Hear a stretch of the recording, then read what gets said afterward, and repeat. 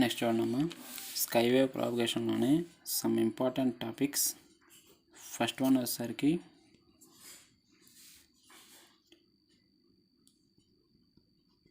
Critical frequency.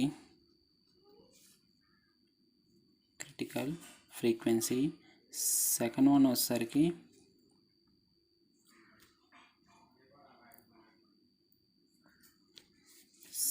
వచ్చేసరికి మనకి virtual height.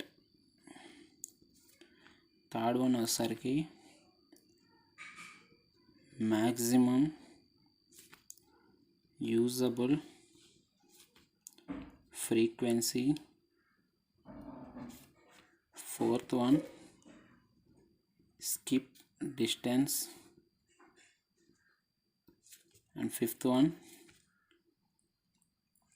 lowest usable frequency. ఈ 5 టాపిక్ చాలా ఇంపార్టెంట్ అమ్మా, చాలా చిన్నవి.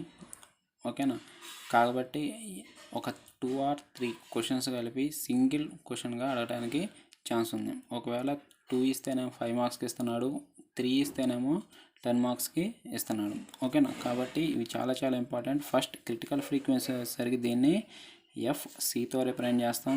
వర్చువల్ హైట్ని వచ్చేసరికి స్మాల్ హెచ్తో రిప్రజెంట్ చేస్తాం. మ్యాక్సిమం యూజబుల్ ఫ్రీక్వెన్సీనేమో ఎంయుఎఫ్తో రిప్రజెంట్ చేస్తాం. స్కిప్ డిస్టెన్స్నేమో డి స్కిప్తో రిప్రజెంట్ చేస్తాం. నెక్స్ట్ లోయెస్ట్ యూజబుల్ ఫ్రీక్వెన్సీనేమో ఎల్యుఎఫ్తో రిప్రజెంట్ చేస్తాం.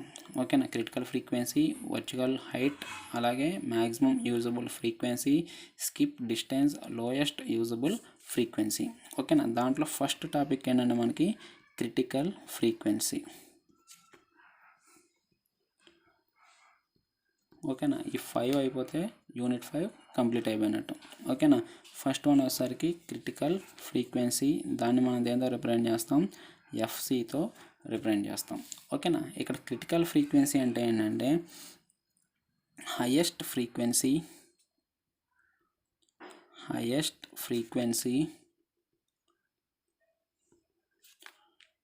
which can be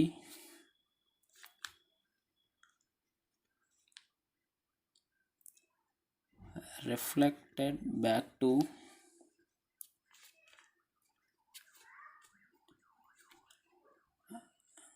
earth from particular layer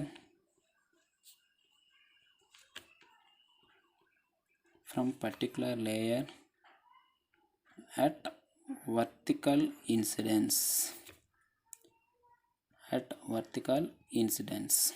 ఓకేనా, ఇక్కడ వర్టికల్ ఇన్సిడెన్స్ అనేది డెఫినేషన్లో చాలా ఇంపార్టెంట్. ఓకేనా, highest frequency which can be reflected back to earth from particular layer at vertical incidence. అంటే meaning ఏంటంటే earth నుంచి మనం ఒక సిగ్నల్ని ట్రాన్స్మిట్ చేసాం. ఓకేనా, ఇక్కడ ఒక లేయర్ని కన్సిడర్ చేసుకోండి. అయనోస్ఫియర్లో మనకి డిఫరెంట్ లేయర్స్ ఉంటాయి, దాంట్లో ఏదో ఒక లేయర్, ఈ లేయర్ కన్సిడర్ చేసుకున్నారనుకోండి. ఓకేనా, ఇక్కడ నుంచి ట్రాన్స్మిటర్ దగ్గర నుంచి డిఫరెంట్ సిగ్నల్స్ మనకి ట్రాన్స్మిట్ అయినప్పుడు మనకి మ్యాక్సిమం ఎంత సిగ్నల్, ఓకేనా, ఎంత ఫ్రీక్వెన్సీ ఉన్న సిగ్నల్ అనేది మనకి రిఫ్లెక్టెడ్ బ్యాక్ టు ఎర్త్ అవుతుందో ఆ ఫ్రీక్వెన్సీని మనం ఏమంటామంటే క్రిటికల్ ఫ్రీక్వెన్సీ. ఓకేనా, అంటే ఫర్ ఎగ్జాంపుల్ డిఫరెంట్ సిగ్నల్స్ తీసుకోండి. 1 kHz, 1 MHz, 2 MHz, 3 MHz, 4 MHz.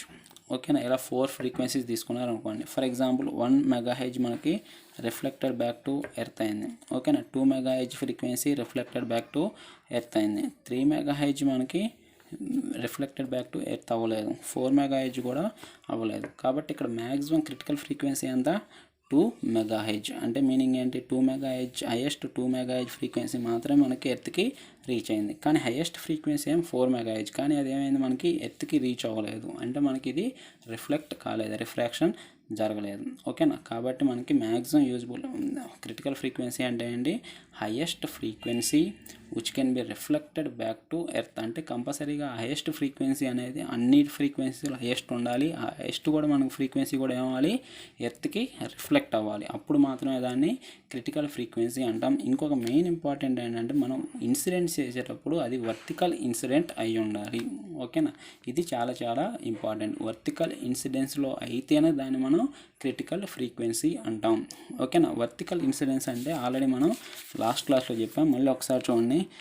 Mu equal to మనకు ఫార్ములా ఏంటి, sine i. Mu equal formula ఏంటి మనకి, సైన్ ఐ. యాక్చువల్గా అయితే sine i by sine r. మనకి ఎప్పుడైతే రిఫ్రాక్షన్ జరుగుతుందో అప్పుడు యాంగిల్ వచ్చేసరికి 90 degrees కాబట్టి ఆర్ వాల్యూ 90 degrees తీసుకుంటే సైన్ 91 కాబట్టి అది తీసేస్తున్నాం. ఓకేనా, కాబట్టి మ్యూ ఈక్వల్ టు మనకి ఏమవుతుంది, సైన్ ఐ. ఓకేనా, ఇక్కడ ఐ ఈక్వల్ టు 0 అయితే ఏమవుతుంది, ఆటోమేటిక్గా మ్యూ ఈక్వల్ టు 0 అవుతుంది. ఓకేనా, మ్యూ ఈక్వల్ టు 0 అయితే ఆటోమేటిక్గా ఎన్ వాల్యూ ఏమవుతుంది, మ్యాక్సిమం. అంటే దాన్ని ఎంతో రిప్రజెంట్ చేస్తాం. ఓకేనా, ఎప్పుడైతే మనకి ఎన్ అనేది మ్యాక్సిమం ఉంటుందో అప్పుడే మనకి ఏమవుతుంది, టోటల్గా వేవ్ అనేది బెండ్ అయ్యి ఎర్త్కి రీచ్ అవుతుంది.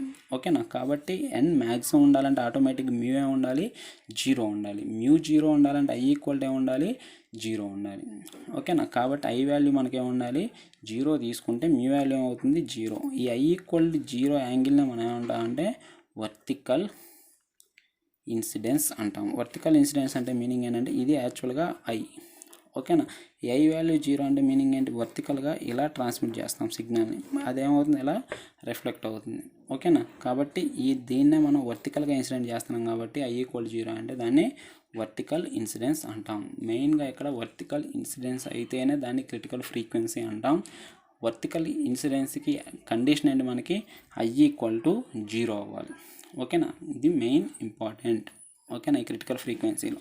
ఓకేనా, దీనికి ఒక చిన్న డెఫినేషన్ ఒకటి చిన్న డెరివేషన్ ఒకటి డెరైవ్ చేస్తాం క్రిటికల్ ఫ్రీక్వెన్సీకి. ఓకేనా, దానికోసం మనం ఏం తీసుకుంటామంటే mu equal to sine i by sine r. ఓకేనా, ఈక్వల్ టు మనకు ఫార్ములా ఏంటి, 1 మైనస్ మ్యూ ఫార్ములా ఏంటి, 1 minus 81n divided by f square.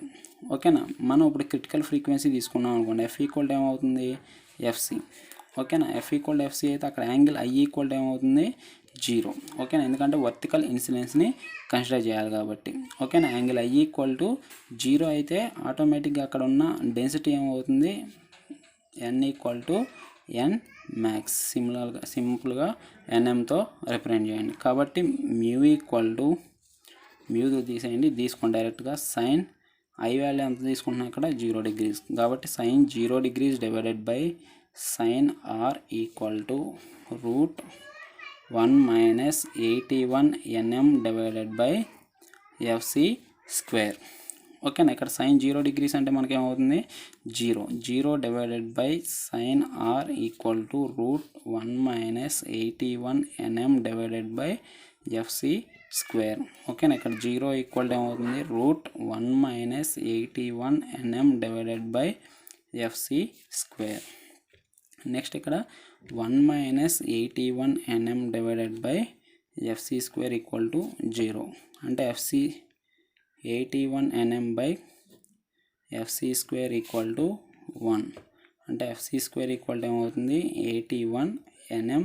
అలాగే ఎఫ్సి ఏమవుతుంది, 9√nm.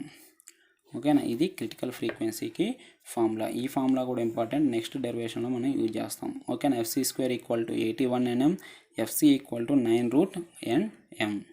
ఓకేనా, ఇది క్రిటికల్ ఫ్రీక్వెన్సీకి ఫార్ములా. అంటే మ్యాక్సిమం క్రిటికల్ ఫ్రీక్వెన్సీ ఏమవుతుంది, ఇదే ఫ్రీక్వెన్సీ అవుతుంది. ఓకేనా, దీనికన్నా వర్టికల్ ఇన్సిడెన్స్లో దీనికన్నా ఎక్కువ ఫ్రీక్వెన్సీ మనకి ఏమవుతుంది, ఆటోమేటిక్గా అది రిఫ్లెక్ట్ బ్యాక్ టు ఎర్త్ కాదు. ఓకేనా, మ్యాక్సిమం ఈ ఫ్రీక్వెన్సీ మనకి ఏమవుతుంది, మనం ట్రాన్స్మిట్ చేసిన frequency. For example FC equal to 5 MHz అనుకోండి. ఎఫ్సి 5 MHz అనుకోండి. అంటే 5 MHz కన్నా మనకి ఎక్కువ ఫ్రీక్వెన్సీస్ వస్తే ఏమవుతాయి, అవి రిఫ్లెక్ట్ బ్యాక్ టు ఎర్త్ కావు. ఓకేనా, మ్యాక్సిమం 5 MHz వరకే మనకి ఏమవుతుంది, రిఫ్లెక్ట్ బ్యాక్ టు ఎర్త్ అవుతుంది. ఇది అక్కడ వర్టికల్ ఇన్సిడెన్స్తో చేసినప్పుడు మాత్రమే, అది మాత్రం మెయిన్గా గుర్తుపెట్టుకోవాలి. వర్టికల్ ఇన్సిడెన్స్తో చేసినప్పుడు టు ఎఫ్సి వరకే మనకేమవుతాయి వేవ్స్ అనేవి రిఫ్లెక్టెడ్ బ్యాక్ టు ఎర్త్ అవుతాయి. ఎఫ్సి కన్నా ఎక్కువ ఉన్న ఫ్రీక్వెన్సీ అవి రిఫ్లెక్ట్ బ్యాక్ టు ఎర్త్ అవ్వు. ఓకేనా, ఇది మనకి క్రిటికల్ ఫ్రీక్వెన్సీ.